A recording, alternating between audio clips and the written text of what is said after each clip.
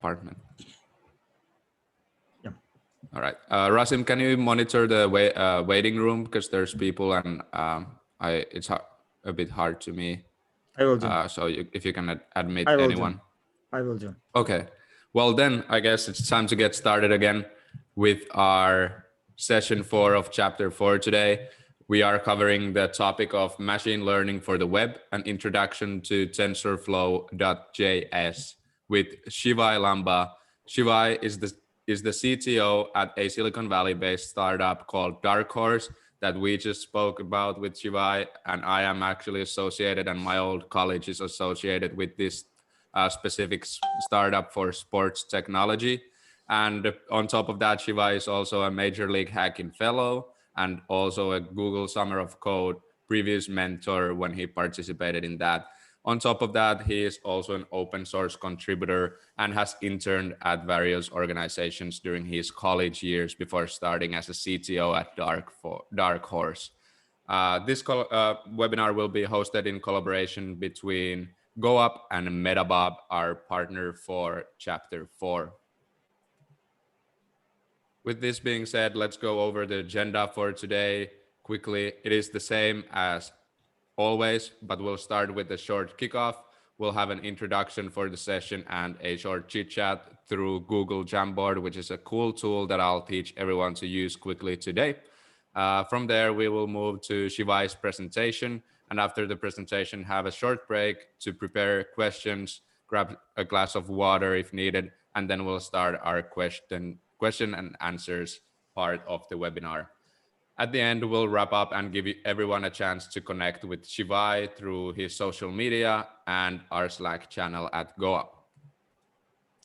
So as said, this is chapter 4, session 4 should be there, not session 3.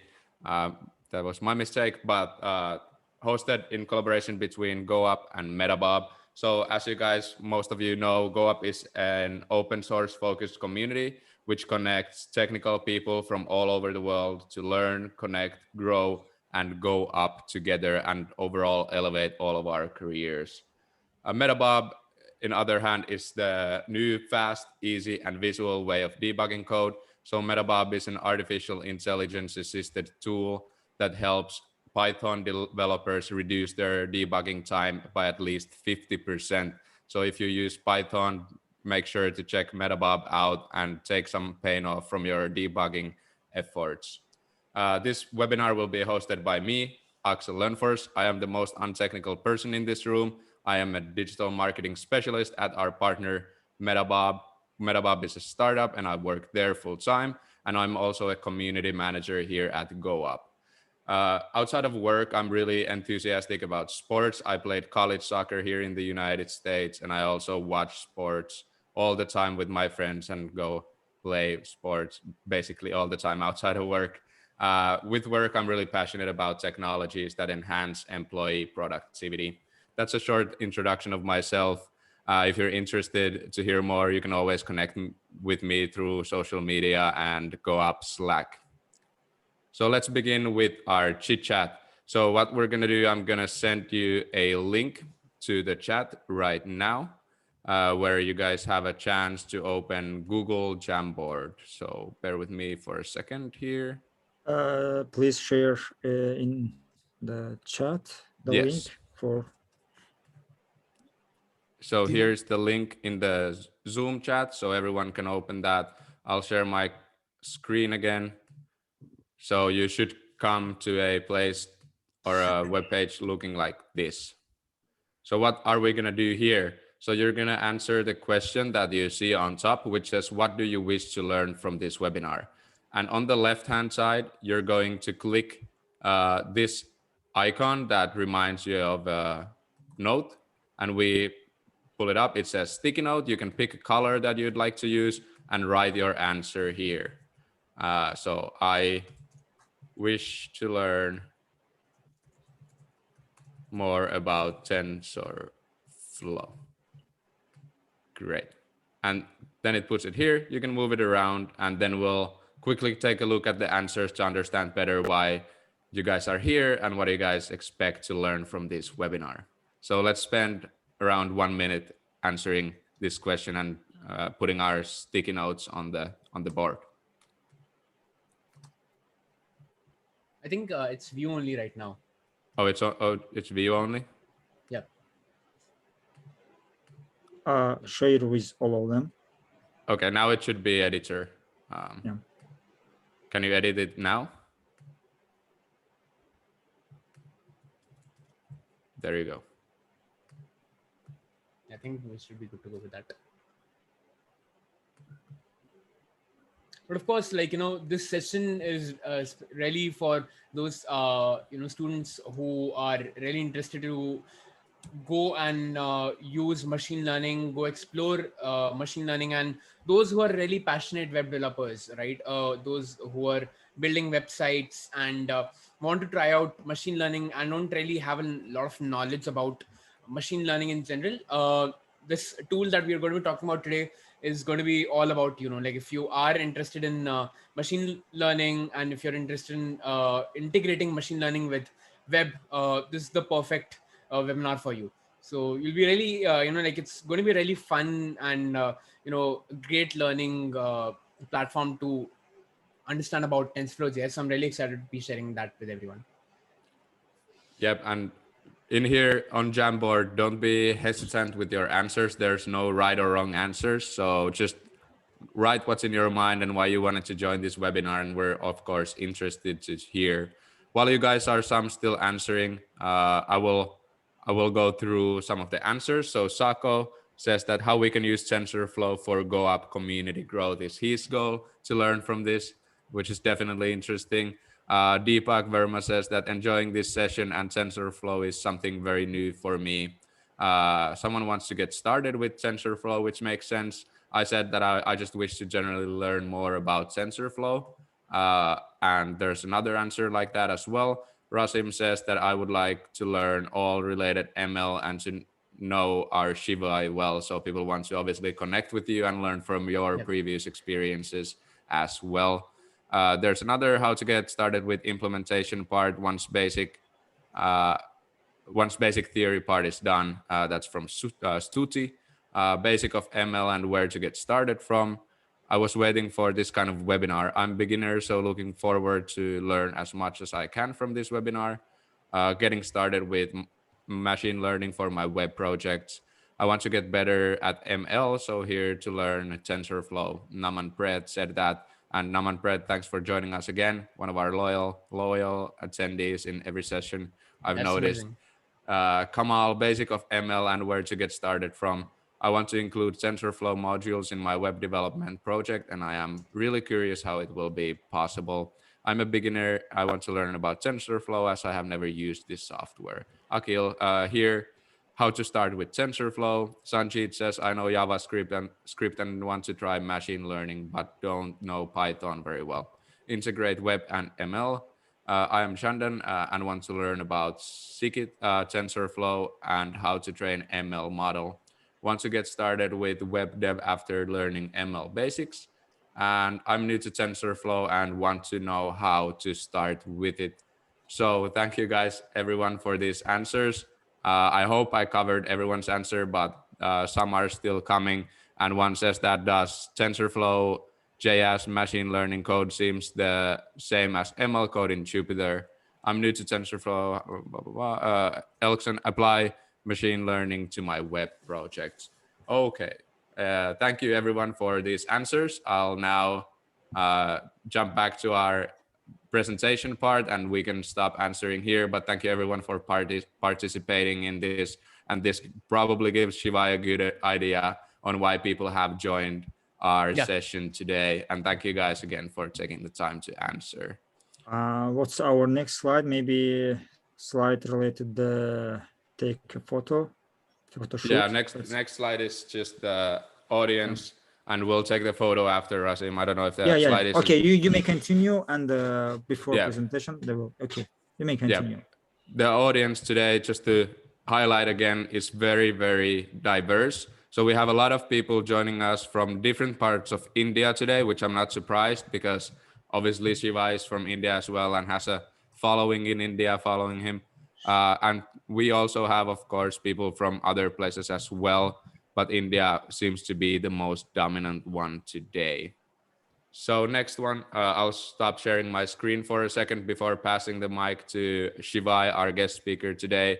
But Rasim, let's take one happy photo of the whole group today we have gathered to come to this webinar. Okay, guys, open your camera and don't be shy. Let's take photo. Just a moment.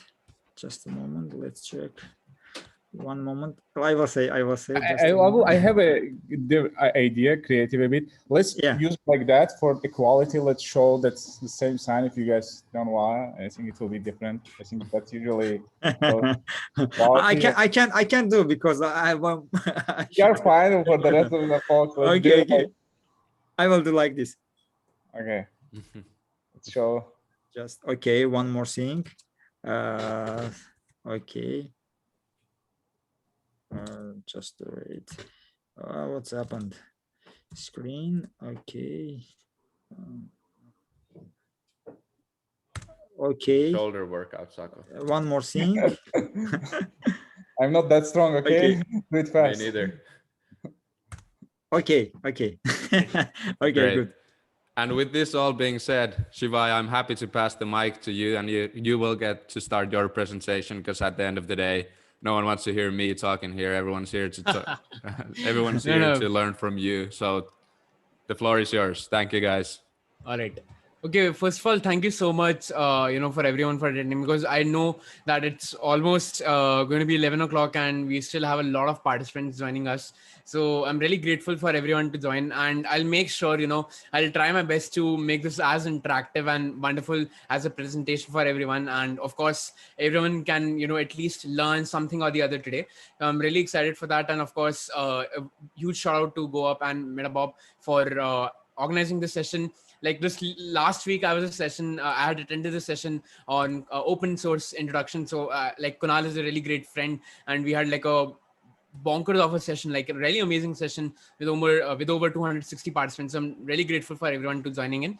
And again, like I'll recommend, if you can also ask your friends to come and join right now, share it actively on your social media about the session, because it's going to be a really amazing session on an introduction to machine learning in web. Specifically talking about Tensorflow.js, and how even if you are a complete beginner to, let's say, web development, if you're a beginner to machine learning, this is the right kind of a platform for you to learn about machine learning and learn about web development. So really excited for that. And of course, Axel has already introduced me, but just to give a brief more background on my journey with TensorFlow itself, I am currently a TensorFlow JS SIG member and a working group member. So I am working towards the community building and also working towards, the technical side as well in all the different working groups that we have for the TensorFlow JS official community. And I'm also a Google Son of Code mentor this year with TensorFlow. Previously, I have mentored in Google Code for TensorFlow, and I'm also a TensorFlow user group, that is the community chapter in New Delhi, and I've been working as a mentor over there.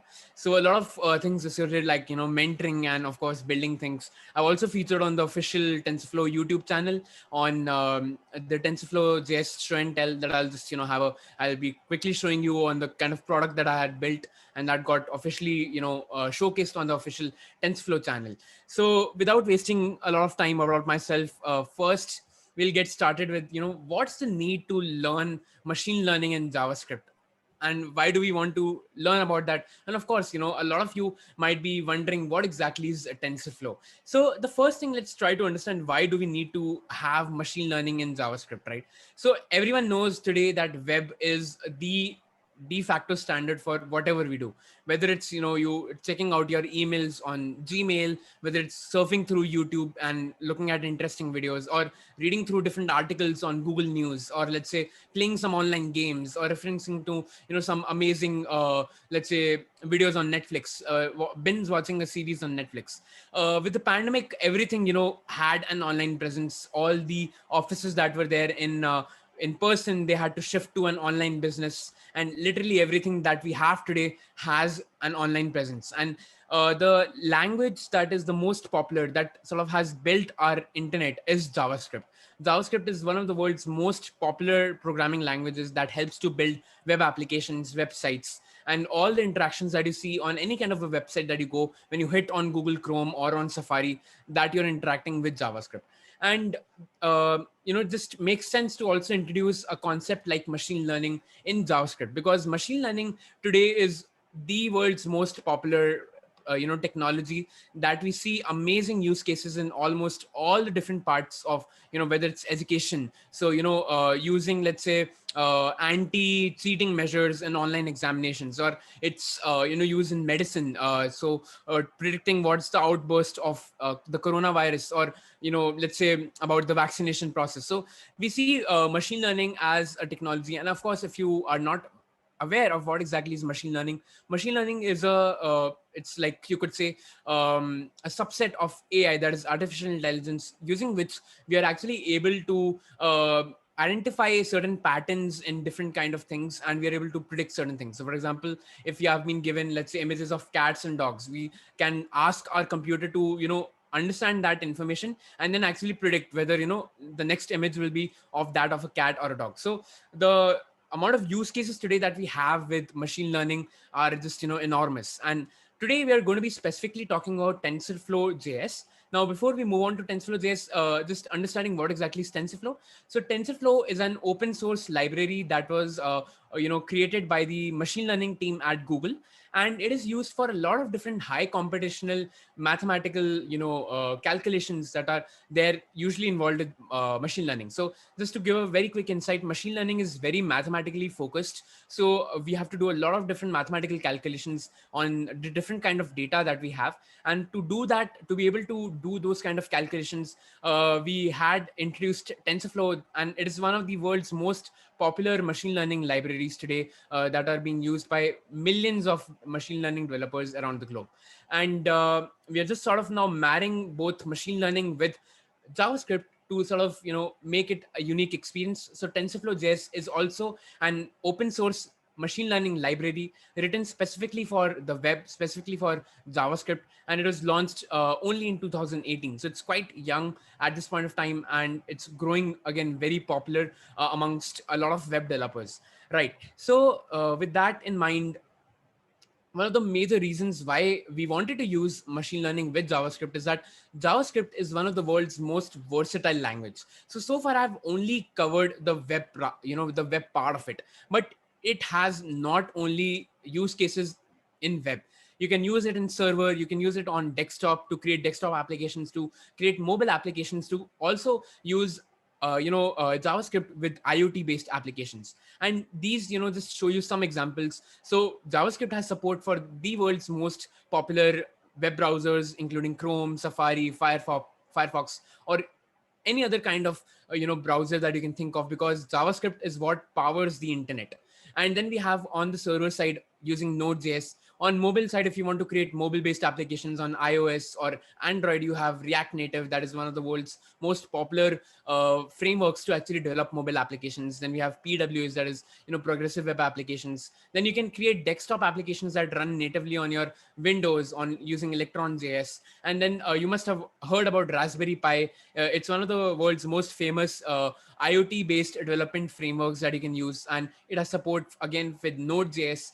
So you can create JavaScript based applications using Raspberry Pi. So you can think just the wide variety of different kind of things that you can actually cover with JavaScript. So it's just makes logical sense to connect machine learning and bring machine learning capabilities to all these different kinds of platforms with the support of JavaScript. So that just shows the kind of nature of the impact that we can create with JavaScript, and how versatile JavaScript is as a language and also as a platform, with all the different kind of applications that you can build, right, that run on your browser, to your computer, to your mobile applications, to like some IoT internet of things controlled devices. So that just shows the versatility and how wonderful it is to create machine learning based projects in JavaScript. And one of the major reasons that why TensorFlow JS was launched was specifically for a lot of different, areas where a lot of web developers are usually coming in with a lot of less knowledge about let's say other computer science fundamentals. So a lot of designers, creative professionals who might be knowing let's say simple HTML, CSS or JavaScript to create some interactive websites, they can find it actually difficult to let's say learn another language like let's say Python, because still now Python was the de facto programming language when it comes to learn machine learning and implement machine learning models. And let's say if you wanted to implement like a machine learning model inside of a web application, you had to actually use like Python frameworks like Django or Flask to actually deploy those machine learning models. So the Google team thought, why not just create some kind of a tool where we can give access to the wide JavaScript community, and without even knowing even single bit about machine learning, how can they include machine learning in their projects? And that is where we have this mantra, that is run, retrain and write, that you can run and train your machine learning models and write, and you can do that by using some of the existing models. So this actually is that these models come pre-built, and you literally don't need to know anything about machine learning. These are simple plug and play, and of course I'll be discussing about how you can actually use them. And these are meant for those people who have absolutely zero knowledge about machine learning, right? And this becomes so super simple to actually just include. It's like a plug and play option for those people who want to just use machine learning in their projects. Then you can use transfer learning to actually retrain some of the existing pre-built machine learning models with your own data. Again, we'll be talking and showing like a implementation for this as well. And finally, you can also write models from scratch. If you are like really deep into machine learning and you want to just go and try out TensorFlow JS, you can actually create your own machine learning models directly in JavaScript as well.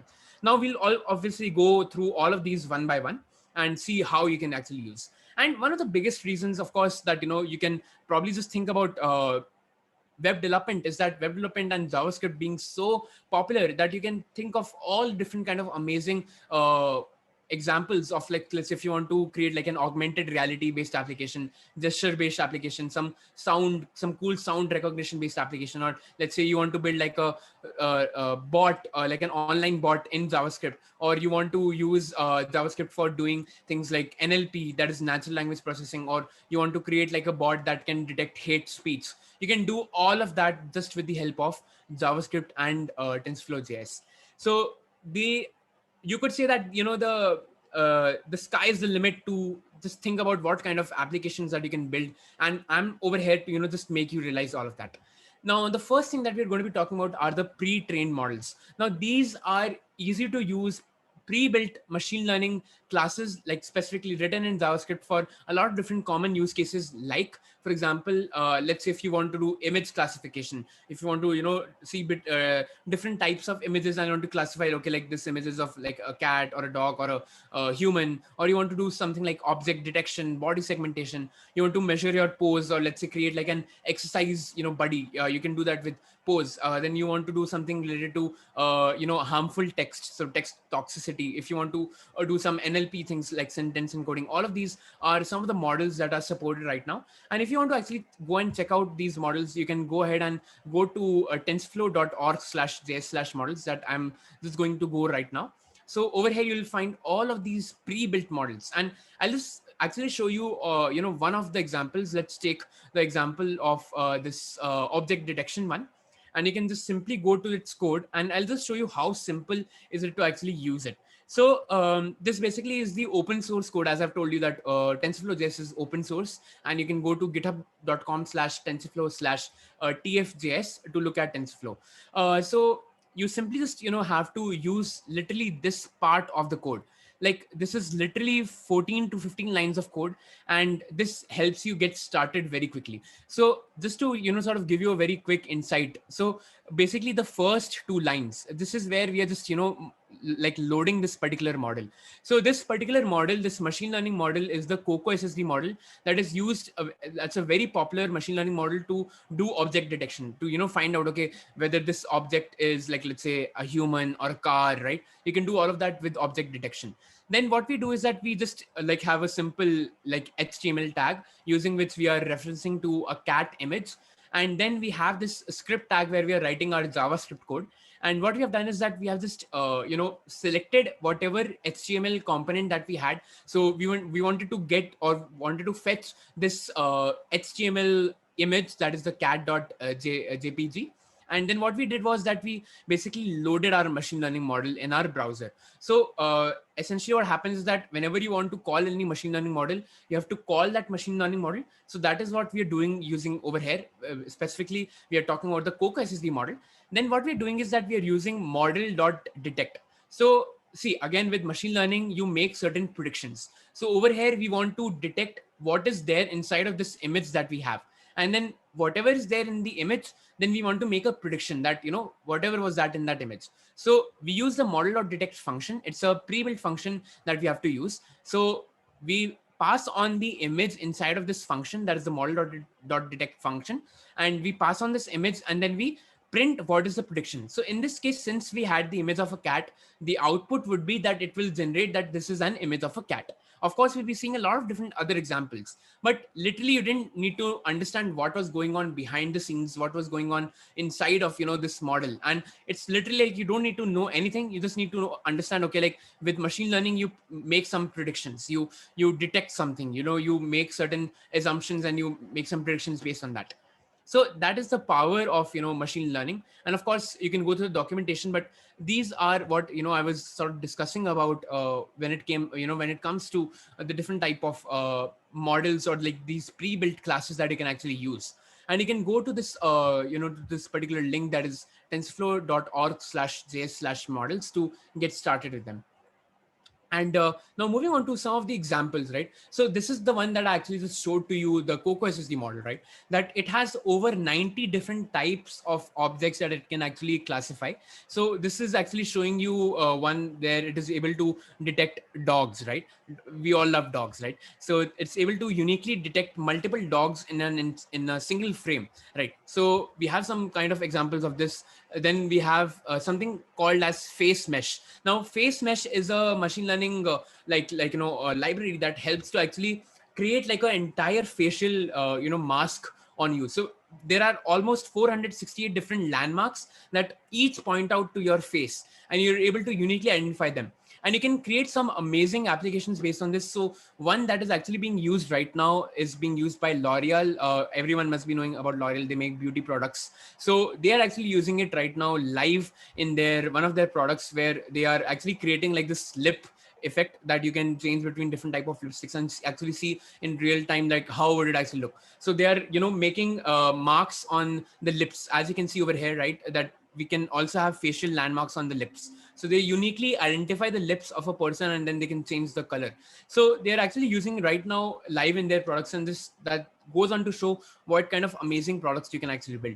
Then the other one we have is called as body segmentation, that can actually uniquely identify your body inside of the entire frame that you're having, and it can actually detect multiple bodies in real time, as you can see over here.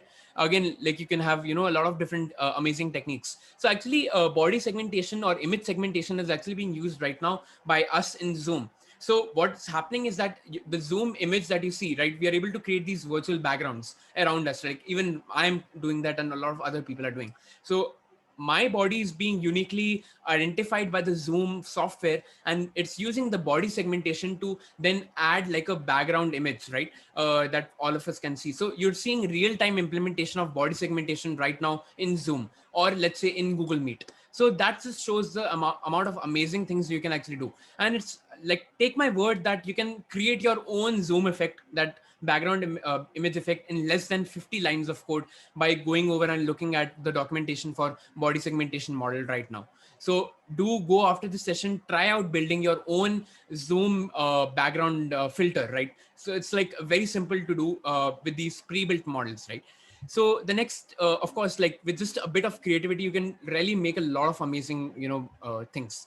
because as I've already said that, JavaScript is a very versatile language. So you can combine other different libraries in JavaScript and create multiple amazing projects. For example, this one was created by Ricky where he used WebGL.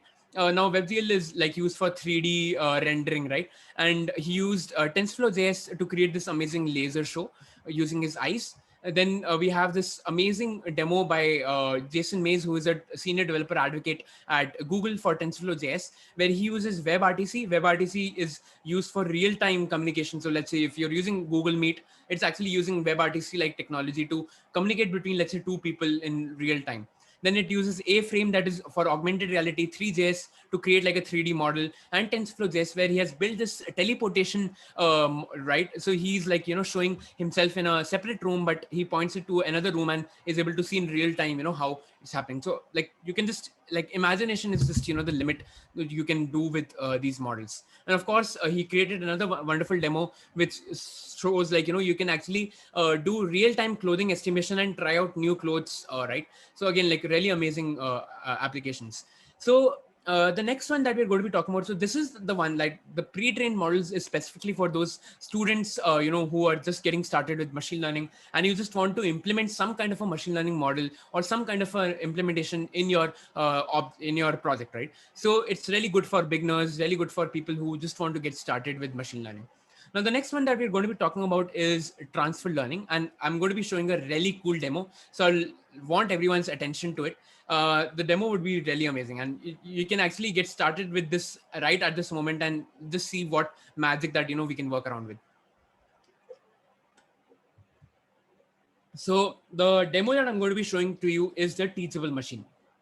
Now, what essentially Teachable Machine does is that you can create, so essentially it runs something that we call as deep learning neural networks. Again, deep learning is like a part of AI that is sort of, you could say, built on the basis of how our human brain actually works, right?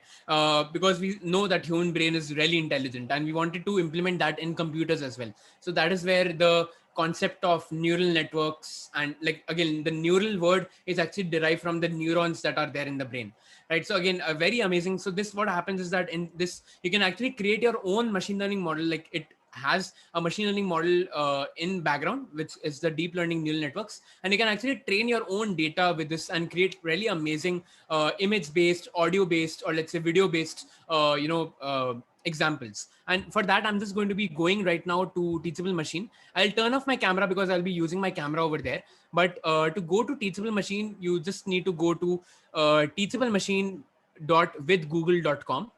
And when you reach the site, you see basically, we'll just wait for it to load, get started, and you'll see that you can right now create 3 different type of projects. One is a post project, one is audio based, and then we have image based. So for today's demo, I'll show you using image based project, and we'll just use like, let's say, a standard image model.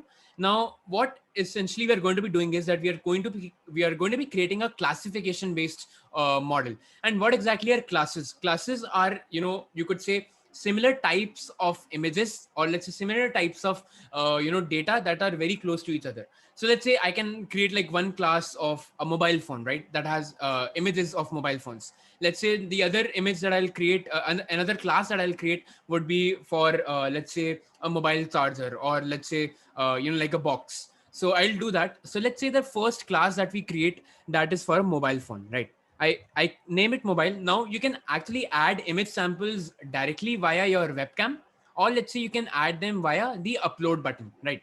So we'll use the webcam over here, and I'll open my webcam. As you can see, I'm saying hi to everyone. So I think, yeah, right. So I'll use my phone, right? I'll bring up my smartphone, and what I have to do is I have to click on hold to record to, click like and get image samples for my phone. So let's say I bring in my phone, right? And I start taking in some image samples. Now, one thing to keep in mind with machine learning is that the more amount of data that you have, the better would be the accuracy of your model. Because see, machine learning model, as I've already said, that it extracts information from the data that you provide to it. So the lesser amount of data that you have, the lesser amount of information that it can extract, right? So similarly, if you have more amount of data, the more information, the more insights that it can gain from your data, and the better it can be able to understand your data. So we are done with this. Now we'll move on to the next class. And for the next class, I'll be actually using this box. So I have this Alexa box right now with me.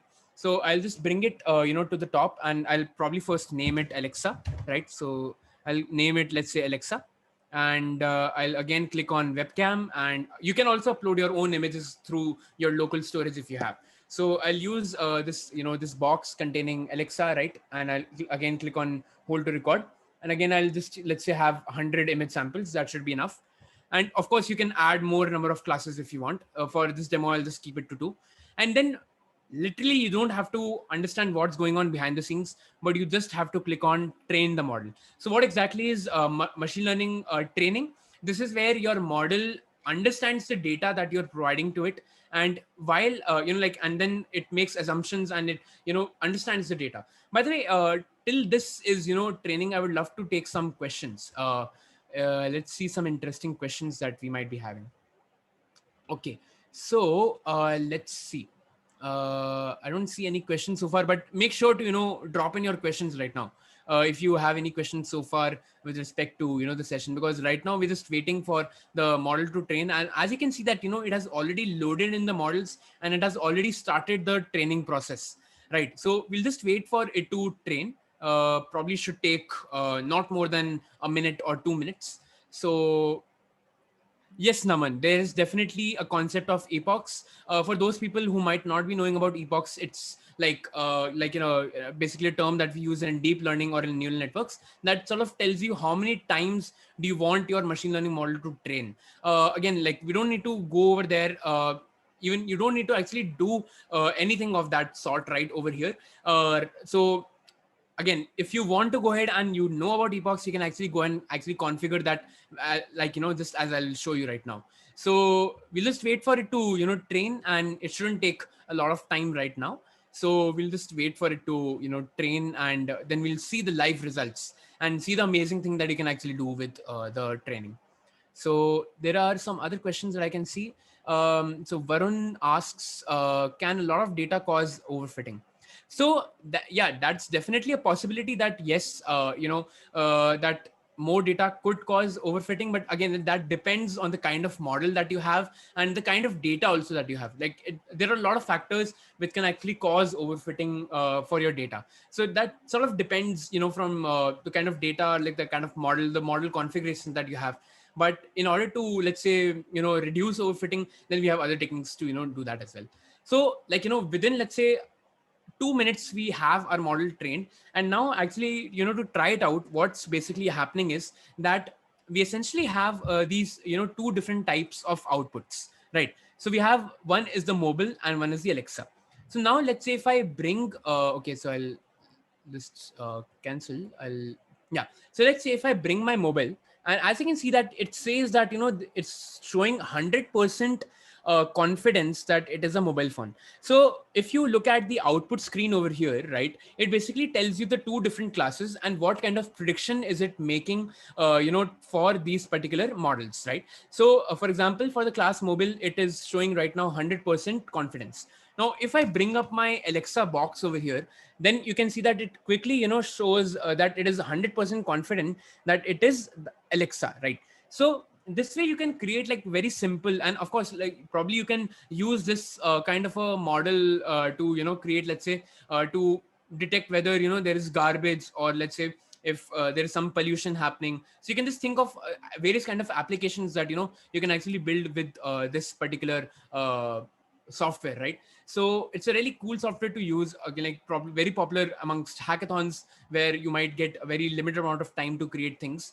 Now, the best part about this is that you can simply export this model and use it. So you can export it directly in JavaScript. So let's say if you have like a simple HTML, CSS file and you want to use it in web, you can simply just, download your model, right? And it will basically download 2 different files, and those files are like the model.json file. And I'll just, go over the code as well over here. So this sort of just shows you like an HTML file where what we have done is that we have again used some scripts to load the Tensorflow Js model on our, on our script. Then what we have done is over here, you can just see that we have this function. Now, what this function does is that whenever we create any kind of a machine learning model in Teachable Machine, we basically get two different types of files. One is the model.json file, and the other is the metadata.json. Now, what exactly is the model.json? Model.json is a file that essentially consists of information about your model, like what type of model is it, like what are the configurations in it. And then the metadata.json consists of information about the different classes that you have, right? For example, you have two different types of classes, how many number of datasets are there, right, inside of each class. So that information. Now, what we've done is that we basically just, wait for our image to load that we are getting, from our webcam. And what we're doing over here is that you'll see over here that we call our webcam, we start to play it, right? We set up our webcam, we get our, we start playing it. Then what happens is that we basically fetch whatever frame, like, you could see me inside of this webcam, right? So whatever image that the Teachable Machine is getting in that webcam, it takes that image and uses that image to train it or test it over our prediction. So as you can see that what we are doing is that we are using model.predict again to make a prediction, right? And we are using the webcam.canvas, like this is what contains my image. And then what I'm doing is, again, I'm just running the predictions to see what prediction is the machine learning model actually making. So in this case, I was having images of mobile phone, or let's say the Alexa box, right? So again, very simple code to understand. You don't require any kind of a knowledge.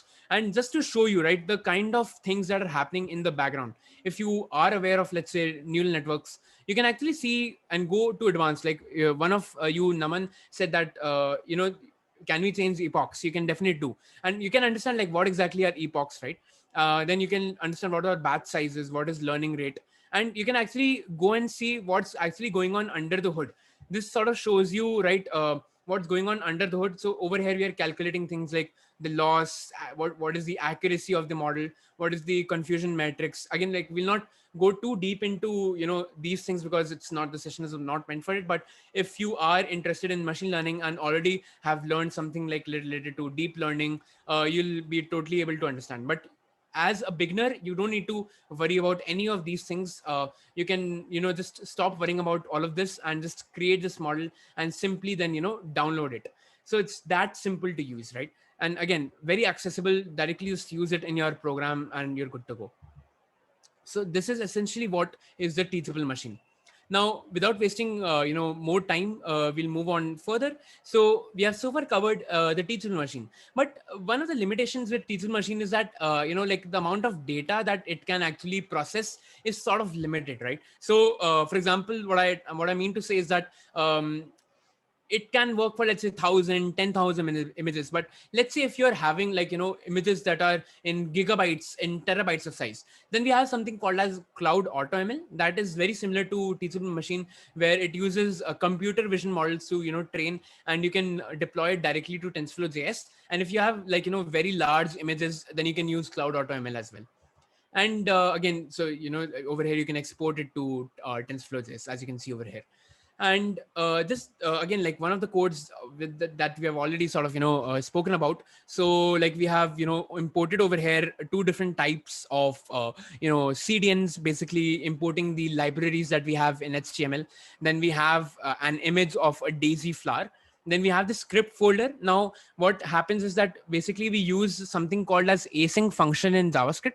That is so what basically async means is that it tells your function to actually wait for something to happen. So the model that we use in machine learning, like whatever machine learning model we use, it sometimes can take, let's say, 5 to 10 seconds to load in your web page. So once the model loads, then we execute the function. And basically what you can see is that we have used our image classification model over here that is consisting of the model.json. Now this model.json was created by the Teachable Machine, right? And we're using the image classification function. And then what we are doing is that we are getting our image, we are identifying that it's a daisy image, and then we are just printing whatever prediction that it does. So this time, like, it will, let's say, classify it as a flower, right, as an example. So again, very simple, 10-20 lines of code, and you can create like a end-to-end machine learning project, right? That would have probably taken you 1 month, 2 months to understand how to create proper machine learning models. again, it's all about the accessibility. Now, one of the other things that I wanted to speak about is, now this is, going into the more nerdier stuff. So I'll not waste a lot of time on this, but like TensorFlow JS also does allow you to create your own machine learning models as well. So if you are, well versed with JavaScript, if you're well versed with machine learning, you can actually create your own models directly in JavaScript. So within JavaScript, we essentially have two different types of APIs. One is the layers API and the ops API. With layers API, it's like, it's actually like Keras. Now Keras, if you're not aware of, it was built using like it was built on top of TensorFlow. So TensorFlow is sort of a low level API. That means if you are willing to go into, like the mathematical stuff, right? If you're interested in that sort of things, you can use a low level API and actually interact directly with your system, right? But let's say if you are only willing to use some upper APIs or some higher levels things, then you can use the layers API. And this sort of explains the entire architecture that, we have spent for the past 30 minutes. So we have at the top the pre-built models, then we have the layers API, then finally we have the cores API, right? The core API or the ops API. Now, one of the fun things that we can use is that because we have JavaScript running both on the client side or on the server side, we can actually use TensorFlow JS both on the client side and the server side. So when I say what is the client side is, directly the browser on which we are using the websites and the browser that we interact with. And what is the server side? Like, the backend. So usually the web architecture is like you have a front end, you have a backend. Front end is what you see, and backend are all the different operations that you cannot see directly happening. Those are on the backend. So on the client side, we can run it on the browser, right? And we use basically different types of technologies, like either we run it on the CPU, either we use WebAssembly. Again, we'll not go too deep into it. Again, these are different standards using which you can power your machine learning models, or let's say WebGL. Or on the server side, we can use Node.js. That is a like you could say like a framework built on JavaScript for creating backend services, right? And you can use a TensorFlow CPU or TensorFlow GPU to run these machine learning models using Node.js. And one of the best things is that in case you already have, let's say, a Python-based machine learning model, we have something called as the TensorFlow Js Converter. And that converts your Python-based machine learning model directly into a JavaScript-based or like you could say JavaScript-friendly model. And you don't even need to create like a machine learning from scratch. And that's again one of the good things about TensorFlow JS, that how much amount of creativity, how much amount of flexibility actually it gives you. So whether you are a seasoned pro or you are an absolute beginner, you can use TensorFlow JS to create machine learning based applications using JavaScript. Now, of course, talking about like the performance. So very good thing that as we if we compare like the Python, which is the most well supported programming language for machine learning, is actually performing almost equal to JavaScript based ones, or sometimes JavaScript based models are actually performing even better as compared to Python based models, right? And some of the great superpowers that you actually get if you use JavaScript machine learning models in the client side, that does include privacy. So what I mean to say is that whatever processing takes place, it actually takes place on your device itself. You're not sending your information to any like to any server or any cloud platform, because see, usually what happens is, like, let's say if you have some kind of a server, your information goes from your local machine to that particular server, right? So in order to and like what happens is that in that scenario, there's a possibility that some kind of a hacker might be able to fetch that information. They might be able to break into that connection between your local system and the server with whom you're communicating. So in order to prevent that, we can use the client side, where all the processing just take place directly on your system itself, and you don't have to worry about the privacy because your data is getting stored locally, it's staying locally.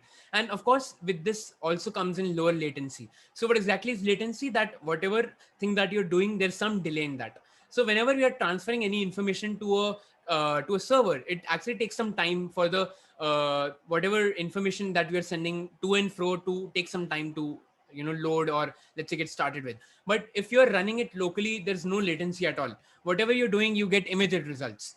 And of course, you don't have to set up some servers, so you get lower cost, and there's also a lot of reach. But of course, there are some benefits of creating machine learning models and running them on the server side as well. So of course, since with servers you have dedicated machines, so you can actually run a lot more powerful models that might not be possible to run in the browser. And of course, since we have support for npm, that are the node package modules, we get support for a lot of different JavaScript based models and of course libraries that you can actually use with Node.js. And of course, Node.js has something called as just-in-time compilation that actually helps it to compile very fast. So the performance of your model in terms of, whether it's like getting started with it or using it, actually becomes very quicker. So these are some of the benefits that we get with server-side rendering. So that sort of brings in an end. Of course, I would like to also share some resources with all of you. So the resources being that you can definitely go out to these different websites. Definitely make sure to take a screenshot of this particular page, because this shows most of the things that you need to get started with. So like if you want to go and visit the website, that is tensorflow.org/js, all the different models will be at tensorflow.org/js/models, the pre-built models specifically. Then the GitHub code you can find on github.com/tensorflow/tfjs, the open source code. And then if you want to go ahead and join the Google group, you can join the tfjs at tensorflow.org. And if you want to see some really amazing examples of TensorFlow, you can go to codepen.io/topic/TensorFlow. That will show a lot of different amazing, demos, right? And similarly on Glitz as well. And if you want to, read some books, one of the books that I'll recommend is this Manning.com books with deep learning with JavaScript. And one of the best books that I can recommend right now is definitely to use this book by Gant Lebord, that is machine learning in JavaScript. And I'll just also share its link so that you can also refer to that. And that book is machine learning in JavaScript book. So I'll just quickly show you.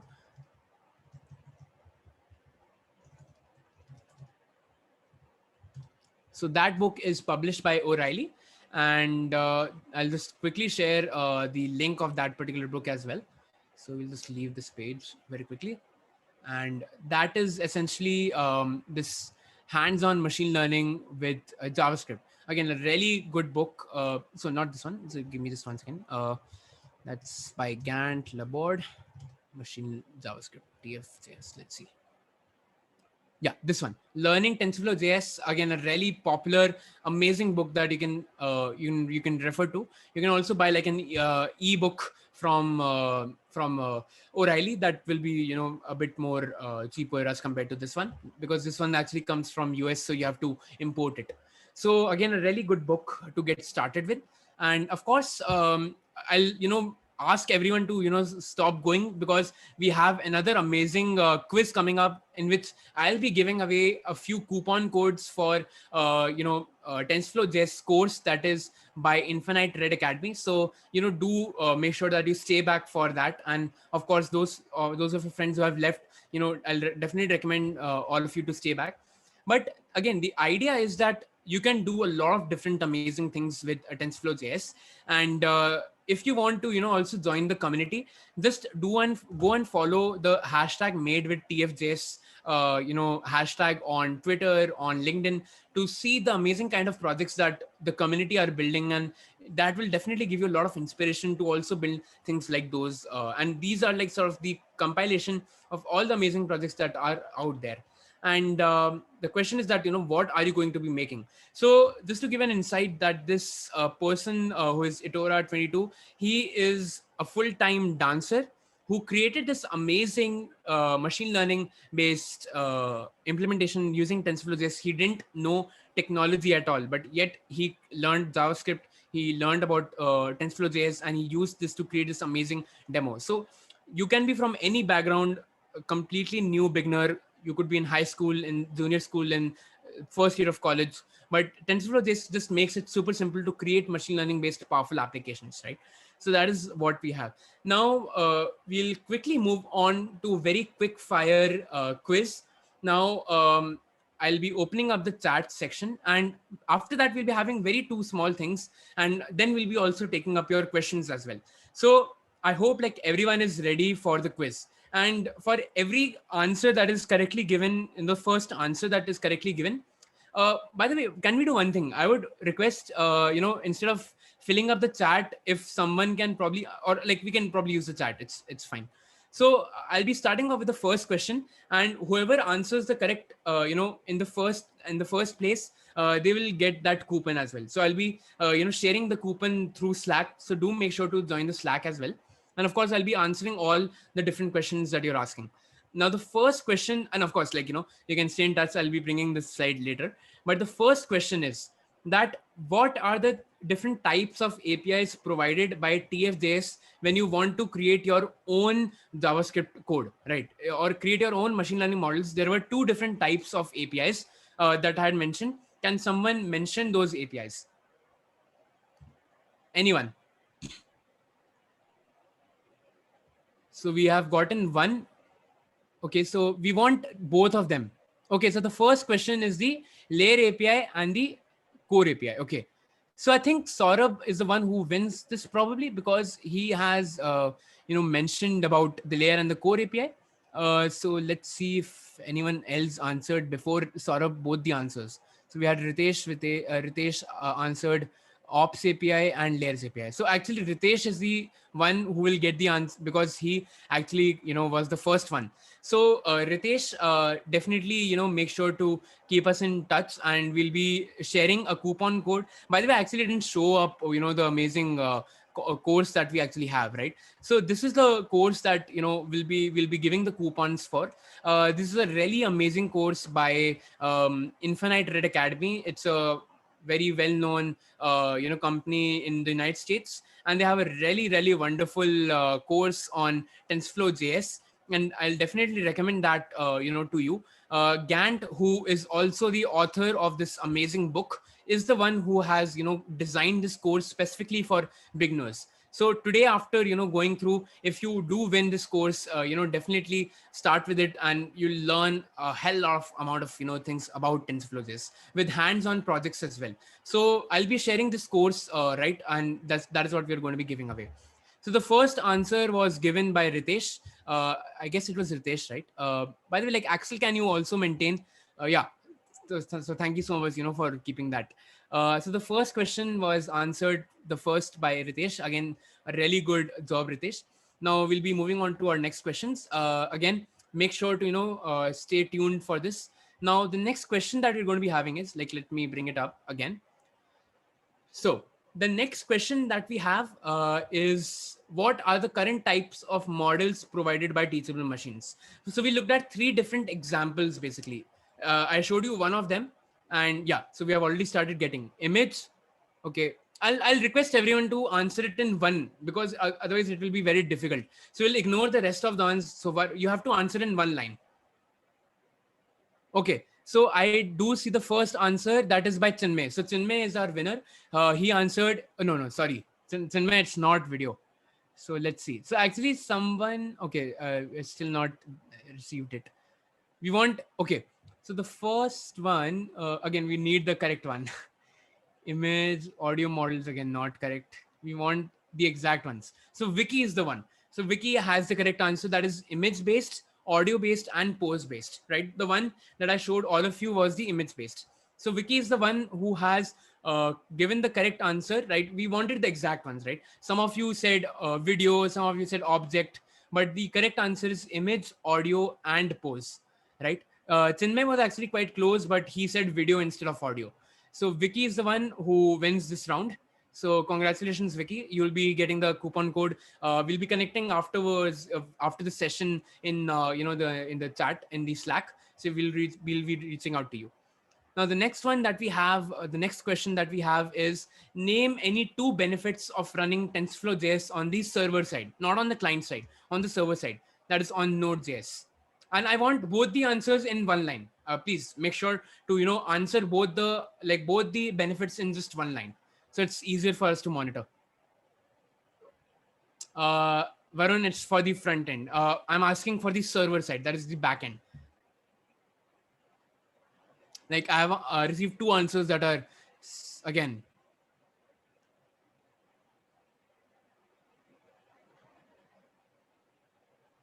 So if you recall, we had discussed about the benefits of running TensorFlow JS models on Node.js, right?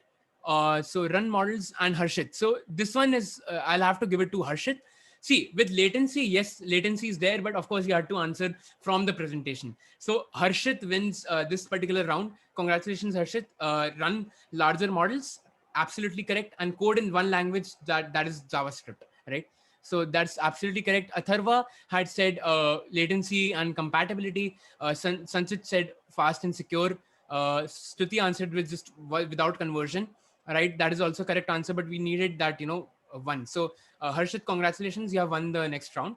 Now we have done 3 rounds, so we're left with 2. So keep on your socks ready, and again be ready to answer, right? So the next question is, how many different classes in the TensorFlow JS Coco SSD model is? This is a one-liner answer. You have to tell the amount, and I had covered this when I had shown the slide for that. So let's see who answers this first. I need the correct answer. So far we haven't got that. I had shown this actually in the Coco SSD slide.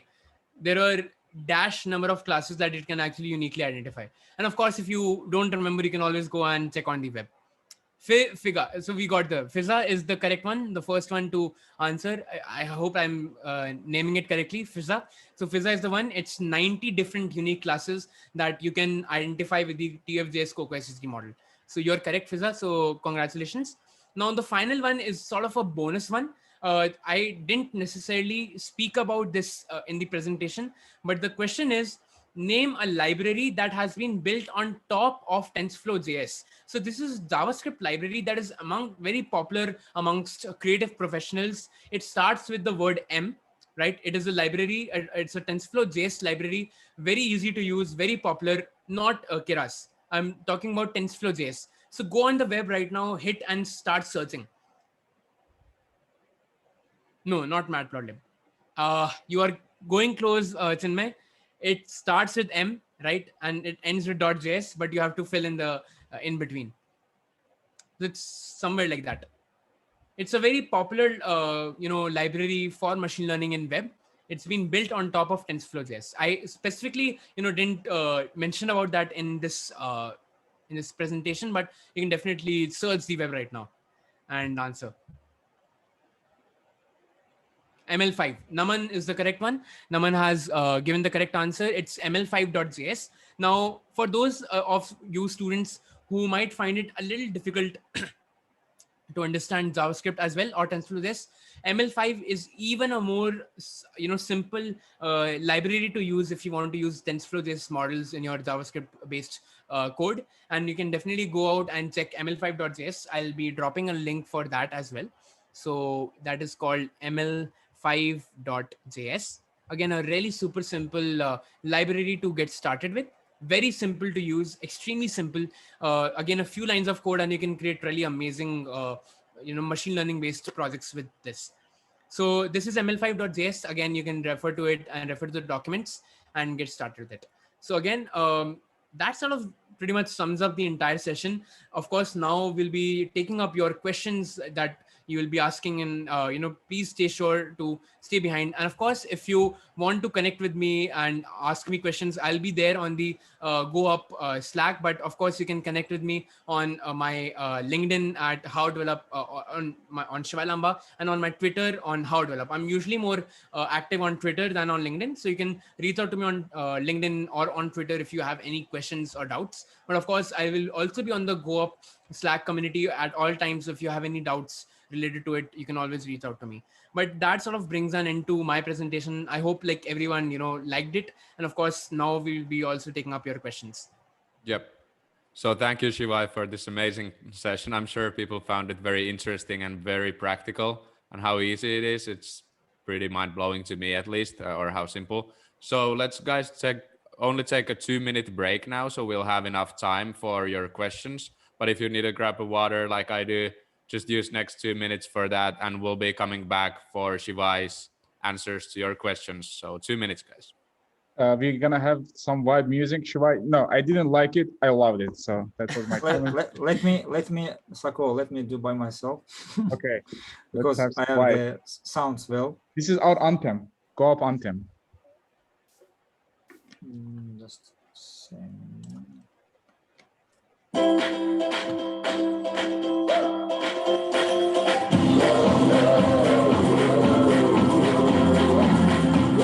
know it's way better, guys. But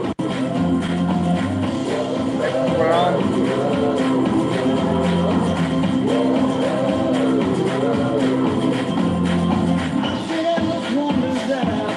Could believe I've seen all the stars in heaven staring back at me. I've seen a billion minds collide and stream into my eyes as time rolls on. I won't let not leave me behind. Let's ring out loud. It's all we know has been turned upside down. Everything is possible now.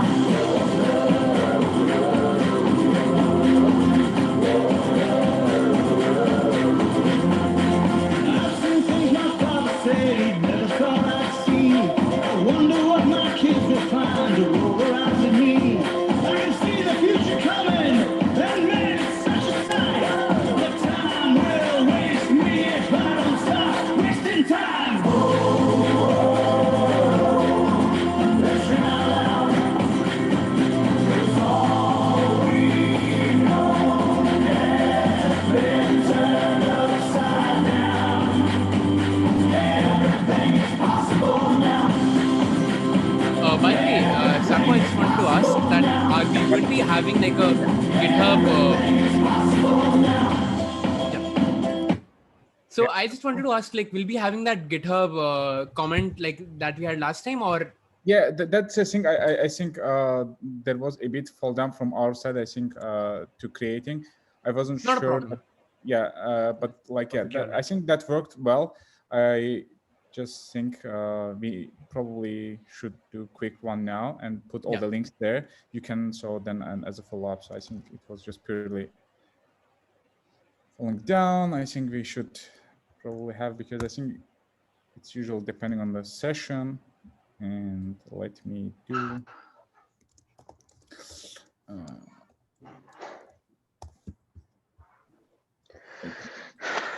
Table. Alrighty.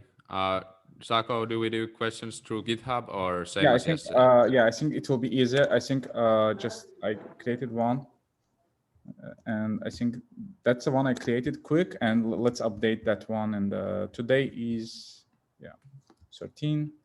So guys, please. I know in the rest of the world it's like first coming day, months, stuff. But now, like in US, we used to like months, day, year. So I hope it's not confusing you guys. And that always confuses me. So you can go ahead and use these, this particular link to post your questions as well. And of course, we'll be taking up the questions from the comment section as well from the Zoom, right? Yeah. All right. Yep. Actually, let's get started with the questions right now. Let's take live questions first. So if you want to ask Shivay a question, please please raise your hand, and I will assign you permission to ask your question. So we have a good structure in how we do this. So you can start raising your hands right now, and we will also take the questions from GitHub. So Vicky, if you can post that question to the GitHub link as well that Sako sent, that would be awesome, or ask it yourself. And I see the first question that we have. Akil, I will ask you to unmute, and you can shoot your question to Shivay right now. Yeah, you can unmute yourself. Yep. Yeah. Hi everyone.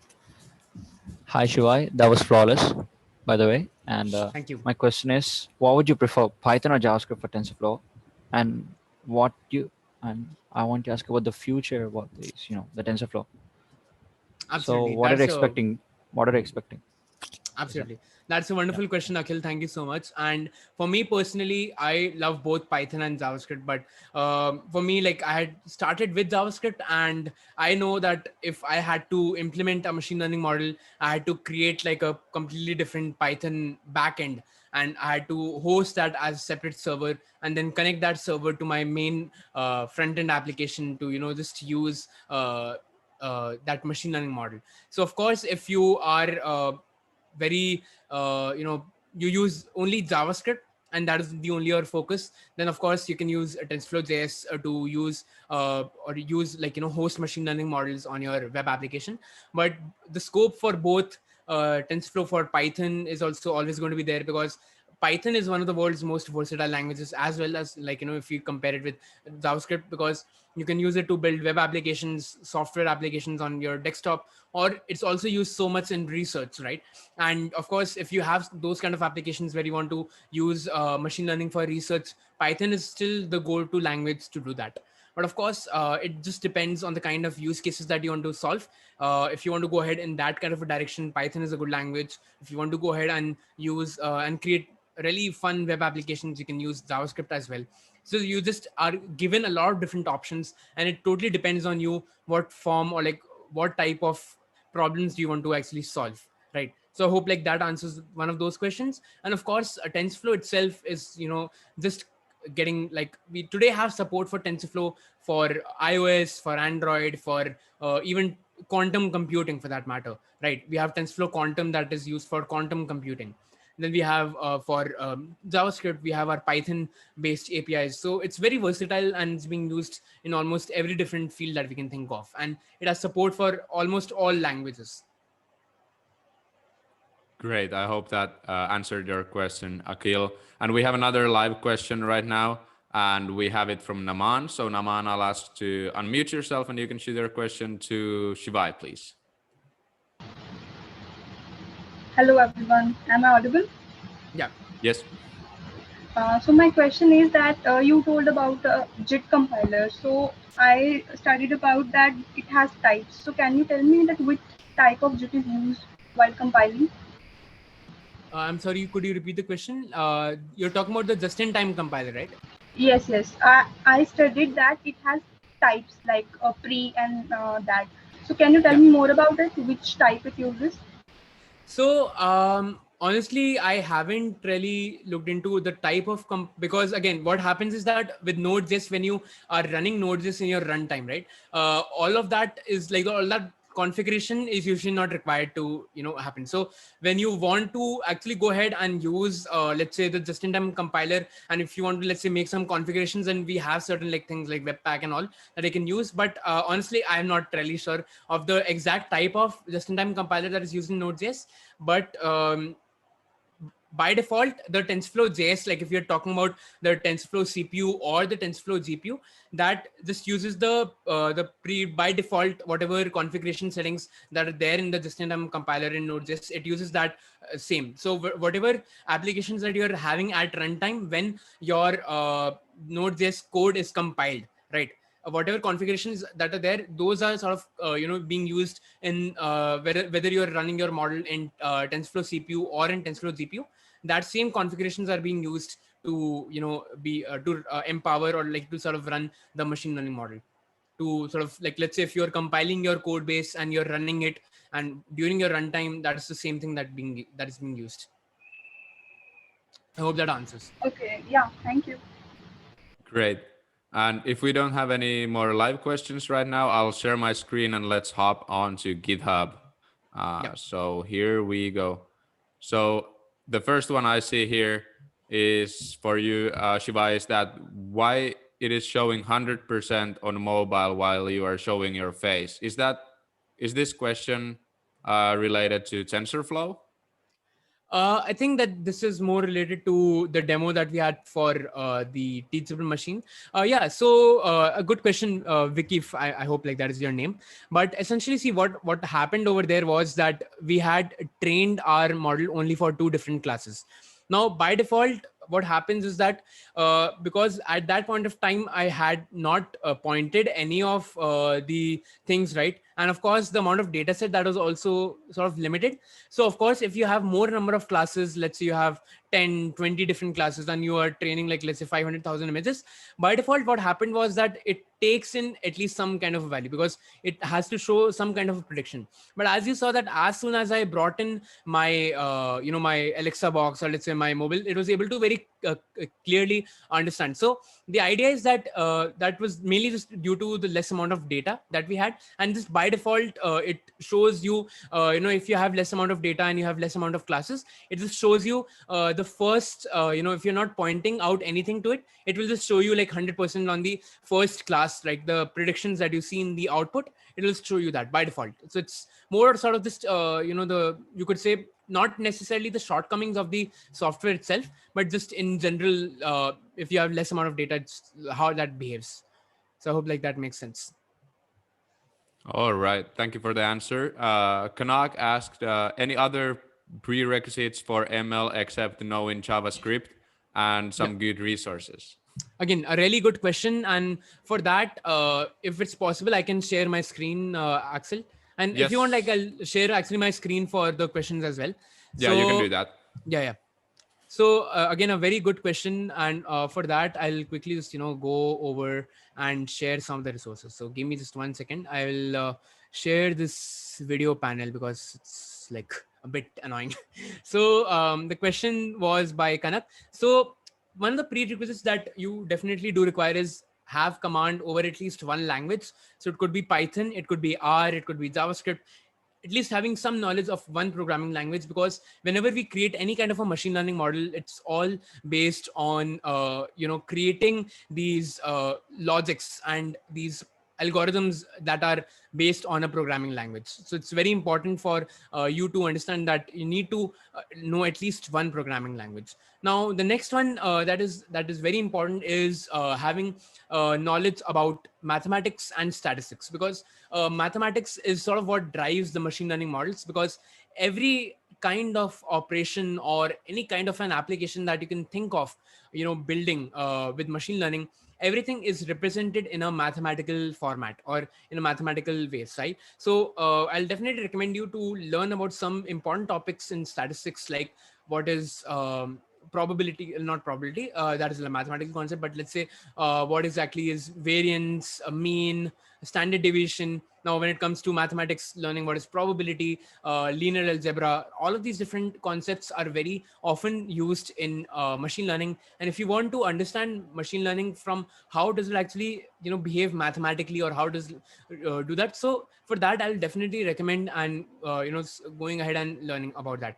Now, some of the good resources. So we actually have a lot of different good courses on Coursera, which I'll definitely recommend to all of you. And one of them is Introduction to TensorFlow by deeplearning.ai, one of the best courses to learn what exactly is machine learning, deep learning. Then we also have the course by Andrew Ng, who is probably the god of machine learning. You can look out for his course on Coursera as well. That is Machine Learning by Andrew Ng. Now, to learn concepts like statistics, right, there is a very good channel on YouTube that is called 3 Blue 1 Brown, if I'm not mistaken. So it's called 3 Blue 1 Brown. So it's a very popular YouTube channel, 3 Blue 1 Brown. You can definitely go ahead and look at this channel to learn some of the concepts in statistics. Or you can also look at University of Michigan statistical course on Coursera. Again, a really good course as well. But these are definitely some of the good learning resources. And of course, if you want to learn and go ahead and, learn Tensorflow Js, again, a really good book by Gant Laborde. You can definitely go ahead and use this. And of course, we'll be giving out a lot more of these coupons for the Infinite Red Academy course. So, definitely stay tuned for more such kind of giveaways. And again, like these are some of the good resources to learn machine learning and the topics surrounding machine learning. Okay, so apart from that, the next question is by Chinmay, who asks, how can I get insights about TensorFlow JS? So to understand the architecture is essentially what I had described in my slides. So I'll make sure to also share the slides in the Slack. And the idea is that if you want to go more deeper into the architecture and how internally things are happening, because of course this was more sort of a session for beginners, right? So if you want to go ahead and do that, definitely I'll recommend go check out the official TensorFlow JS repository on GitHub. So that is github.com/tensorflow/tfjs, where you can actually learn about different types of runtimes. That is, either the CPU, WebGL, WASM, learn about different types of models that are there and supported, right? So for example, in TFJS, we should, the one that we had, TFJS-models, over there you can learn about each of those models and how do these work. So I'll definitely recommend that. And I'll also request you to go through these different books that I've also mentioned. And there's also a specific course for TensorFlow JS as well by deeplearning.ai by Lawrence Maroney on Coursera. You can also refer to that if you want to go deeper into the architecture and all of that. Then Ayush asks how to embed or attach our machine learning models on our project. Okay, so a very good question again. So there are again 3 different ways. Either you can use the pre-built models, and of course for that I'll quickly just show you one example that I have hosted on my GitHub. So I'll just show you right now. So give me just 1 second. Let me quickly get that right. So I'll just quickly go to my projects and I'll quickly search for HTN, if I'm not mistaken. So HTN. So I'll just quickly show you one of those. So this is a demo that I created during a hackathon workshop. And this one is essentially having you could say like a pre-built model that I have used, the Coco SSD model only. So if I click on upload image, I just need to upload like an image. So if I have let's say a car based image, let me just check. If I have a car based image, I think I should be actually having a car based image. Or let's say I can probably, just import some kind of an image. So let's say I have some kind of an image of a person. Let's say I have my own image. I'll just wait for it to actually upload. And right now it's loading the model. And once that is done, it will then show us, it will actually predict what does it actually find, whether it finds like a person or some other object, right? So we'll just wait for it to load. All right, just wait for it. Till then, basically, either you can use the pre-built models or you can use something like, okay, so model is ready. So I think we are good to go now. So we'll just select, okay. So as you can see that, it is able to detect that this image is having a person, and you can see that it has created the label person. So this is a pre-built model that I had shown to you, right? And apart from that, you can also definitely, create your own machine learning model. Now, in case you're having a Python based model, then you can deploy that using, let's say, like a backend service like Django or Flask, or you can also actually host your own machine learning model on the cloud. So if you go to AWS, GCP, Azure, these are different cloud providers. You can host your machine learning models directly over there and then call them in your web application. That is also one of the other ways to, host your your model.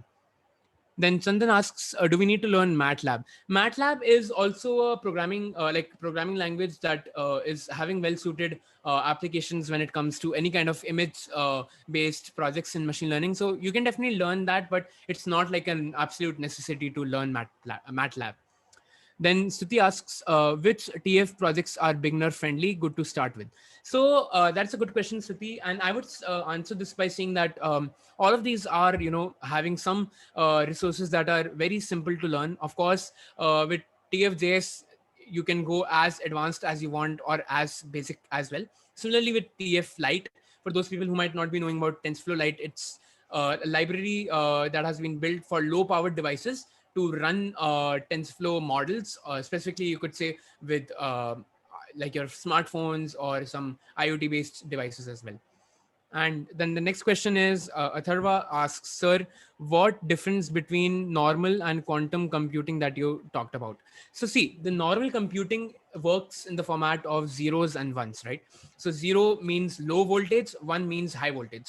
the computers, how they interact and understand all the different kinds of interactions or instructions by the person are through what we call as machine code. And machine codes are sequence of zeros and ones that represents either high or low. That is how electricity volts work, and that is how the different kinds of operations in your day-to-day whatever is happening in the computers working. And we use like English and all, but that essentially gets translated into machine level code, and that is how the computers work. Now this is your standard way of traditional programming, right? A traditional, essentially like traditional one. And now when it comes to the quantum computing, it's more sort of related to the qubits. So essentially it's based on how the quantum mechanics work, and that is based on again, like we'll not go too deep into it, but essentially in what happens in quantum computing, or essentially in quantum mechanics, is that we do not have these general atoms, right? We have these what we call as states of a particle, that it can be either high or it could be low. So we don't talk about the about zeros and ones, but we talk about what exactly is the state of a particle. So similarly, like the quantum like the computing unit of quantum mechanics is called the quantum qubits. So these qubits are the smallest you could say identity, right? Similarly to how we have volts, or we have these zeros or ones, qubits represent the smallest identity of quantum computing. And it's essentially how these qubits, they interact with each other and they change their states either low or high. And with that, the interactions that happen, right? And again, quantum computing is definitely the future for us, because the amount of speed at which it can get the results, right? Because it's moving at very high speed, and the interactions that it's happening, it's at very high speed. And definitely quantum computing is the future for us, and we can actually use machine learning directly in quantum computing as well. Specifically if you're talking about creating these quantum circuits. Again, it will be slightly off the topic, but we are using neural networks and deep learning, and specifically TensorFlow, for creating different kinds of quantum circuits. And these are the circuits that define how the flow of these qubits actually happen in quantum computing. I hope that answers the question. Then Stuti asks the question, how to use a tensor board effectively. So again, a very good question by Stuti. So tensor board is again essentially a platform that is provided by the TensorFlow to just sort of show you the amazing different kinds of different kinds of things that you can actually do with TensorFlow. So we have support for of course the different languages that we have. We have data sets, we have the official TensorFlow library itself. Then we have the hub, like basically these is essentially having a lot of different retrainable options that you can have. Then of course we have federated learning that is supposed for privacy, right? We have some models in TensorFlow. We have TF Lite, we have TF for graphics, right? And Tensor Board is essentially, you could say, this platform where you have access to a lot of different TensorFlow models, right? And you can actually go ahead and use models from there and get started them. You can find out a lot of different TensorFlow models over there on TensorBoard, and you can use them and implement them. So if there is some kind of a machine learning model that you feel is important for your use case, you can go ahead and use that. So I hope that that answers your question. Perfect. And I think that covers every question on GitHub. If you want, Shivay, can you stop sharing your screen for a second? And I'll just share mine quickly to wrap up this session, really. So everyone has been asking a lot how to connect with Shivay already. So here it is, all accesses to Shivay in LinkedIn except Twitter, but Twitter for Shivay is how develop. Is his Twitter handle. Yep. And LinkedIn, Shivay Lamba, email shivaylamba@gmail.com, and go up Slack @shivaylamba. So everything is pretty straightforward, easy to remember. And of course, if you need the information again, you can always go back to this recording, or you can just shoot a message in Slack community channel, and I'm sure someone will connect Shivay to you, if not Shivay himself. Apart from that, we want to thank you everyone for joining us today, and keep in mind that we are always looking for community managers, tech writers, in and out ambassadors, marketing creators and editors, course creators and project creators, and at GoUp.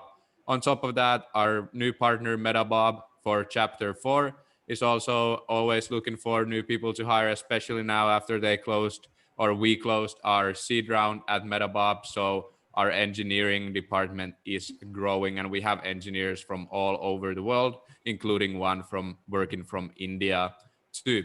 So make sure to follow GoPass at all social media platforms for future events and sessions, and also Metabob for future working opportunities. And if you're interested in cutting your debugging time with Python to half, make sure to check Metabob software out, because it really helps developers to reduce their debugging time and saves their mental health for the future better as well, for taking away that tedious process of debugging.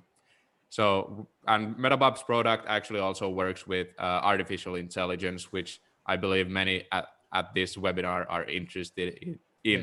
So thank you everyone again for coming here. Sako, Rasim, Shivay, do you have anything to add here?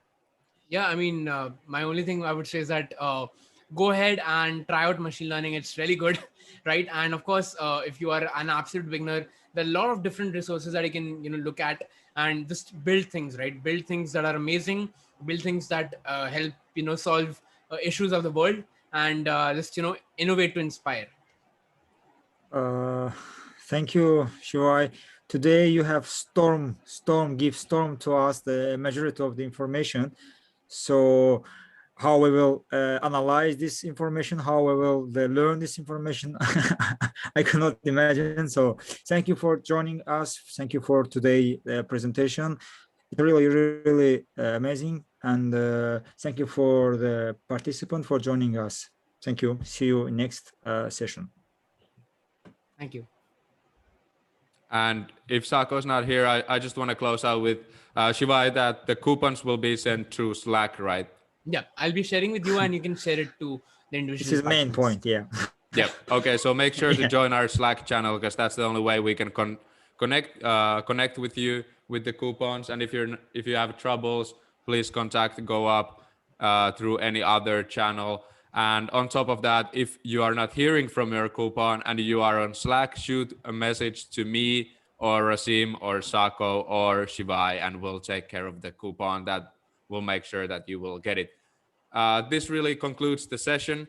I just want to thank every one of you for joining us. And Shivay, thank you so much for coming to speak for our community. This was an awesome session, and I'm sure people will be very curious to learn more about Tensorflow Js. And I hope we can collaborate in the future too for our upcoming events.